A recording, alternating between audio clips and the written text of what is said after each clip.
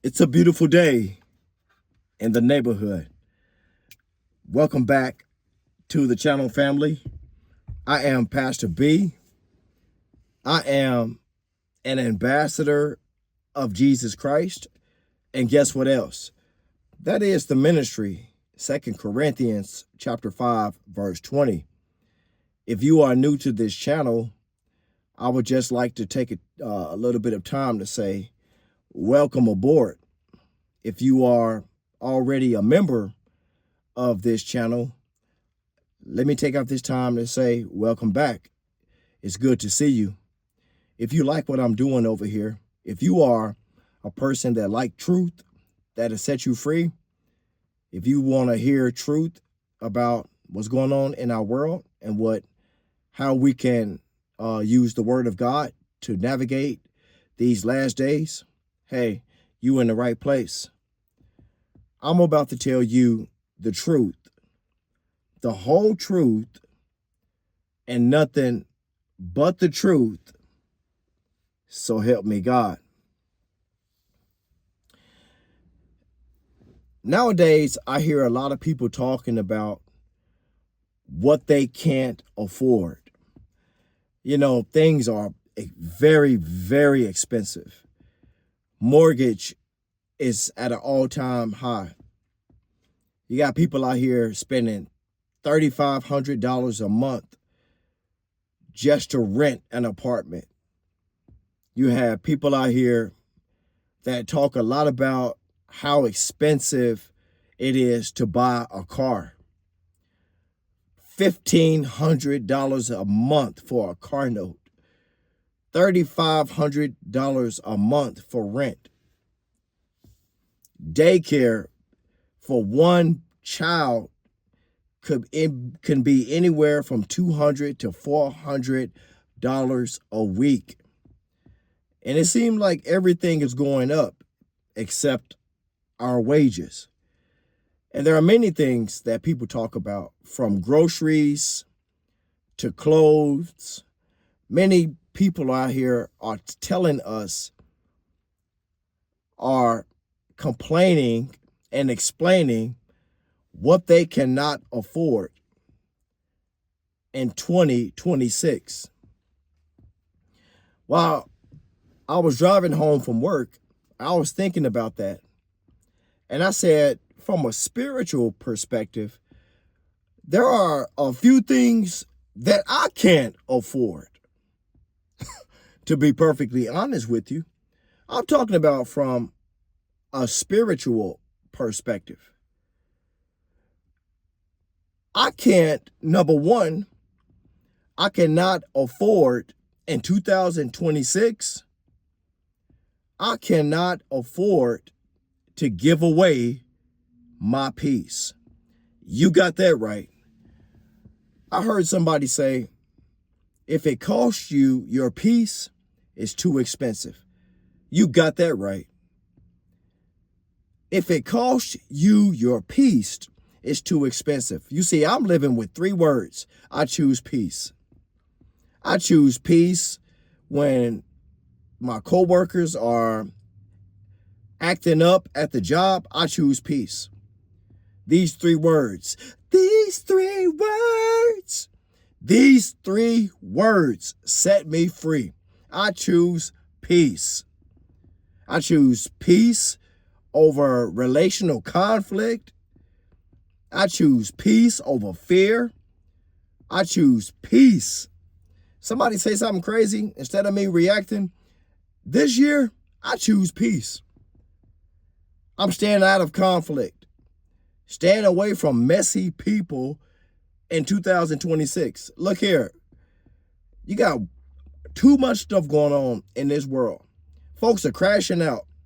I cannot afford to give away my peace. I feel like if I give away my peace, I might crash out. You might see Pastor B on Alive 11, one of them news stations. You might see me. I just snapped on a coworker or something. I choose peace. Jesus said in John chapter 14, verse 27, you know I'm going to take you to the book. He said, peace I leave with you. My peace I give unto you. Not as the world gives, give I unto you. Let not your heart be troubled, and neither let it be afraid. Jesus said, I'm going to give you my peace. That's the peace that calmed the storm when the disciples had freaked out in Mark chapter 4, verses 38 through 40. That's the peace he gives us. It's the peace that Paul explained in Philippians chapter 4, verses 6 through 7, when he said, God's peace that he gives us is a peace that goes beyond understanding. I can't give it away. If you have peace in these days, consider yourself blessed and rich. Something else I cannot afford this year. I cannot afford to not honor the Sabbath day. Oh yeah, I can't afford to.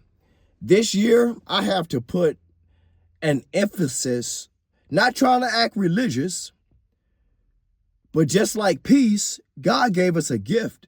It's called the Sabbath day. And I cannot afford to not honor the Sabbath day. I can't do it. Man, I took a Sabbath day's rest really by default, but it taught me something. Last Saturday, my wife went to a women's conference, and I was at the house. It was cold and rainy, a rainy day in Georgia. Y'all didn't know I could sing like that, did you? It was a rainy day in Georgia. It rained all day, and it was cold outside. And I was at home. And guess what? It was a little playoff on the television. So I stayed home, prayed, ate, took a nap, watched some football, read my Bible, repeat. Got up Sunday, went to church, didn't have too much going on Sunday. Here it is, Tuesday, and I feel like I can hop over that fence I'm looking at right there. You want to know why? Because I honored the Sabbath day. You know, the Apostle James said something very interesting. It says, if you attempt to keep the law and you stumble in one part of the law, you are guilty of the entire law. So let me get this straight. I don't commit adultery. I don't try to lie. I don't steal. I don't covet my neighbor's wife. I'm trying to keep the commandments.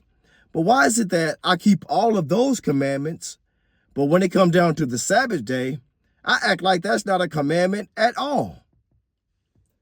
And in these days where it's so busy, man, folks are if you got a blank schedule, man, they trying to etch in every inch of your calendar schedule. And the only way we can continue is we're going to have to start honoring the Sabbath day. That don't mean you got to be religious. That don't mean you can't wash clothes. That don't mean you can't work a part-time job if you have to. But if you can honor the Sabbath day, brother, sister, do it. You will have clarity during the week. You'll have more clarity, more energy. You'll have a spring in your step. It seems like all cylinders are clicking in your life. You'll be clicking at all cylinders if you honor the Sabbath day. More energy, more focus, more drive. Honor that Sabbath day and keep it holy. And here, check this out. Before I go in the house, there's something else I was thinking about. Something else I said, you know what? I can't afford that either this year. You know what it is?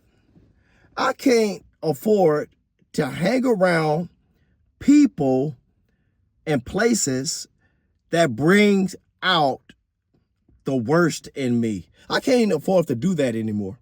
Let me say that again. I can no longer afford to hang around people and places that bring out the worst in me. You know what I'm saying? Why would I continue? Why am I going to continue to hang around people